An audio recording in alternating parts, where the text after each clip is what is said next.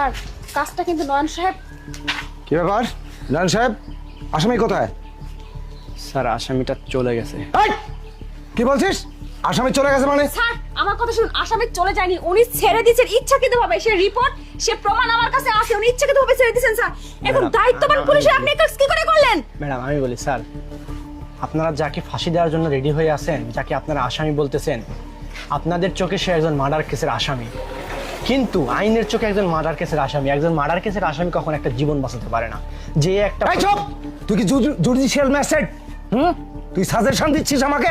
Sir এই একজন ফাঁসির আসামি, তার পক্ষে রায় ঘোষণা হয়েছে, তাকে দিন ধার্য করা হয়েছে কোন দিন কোন সময় তার ফাঁসি হবে, আর সেই আসামিকে তুই ছেড়ে দিয়ে আমাকে উপদেশ দিচ্ছিস, আইন শেখাচ্ছিস আমাকে? Sir, you are suspended.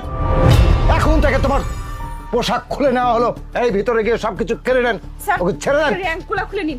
এরকম পুলিশ অফিসার আমাদের ডিপার্টমেন্টে কোনো প্রয়োজন দায়িত্ব নেই। কর্তব্যহীন একজন পুলিশ, হ্যাঁ স্যার, আপনাকে আমার দরকার নেই।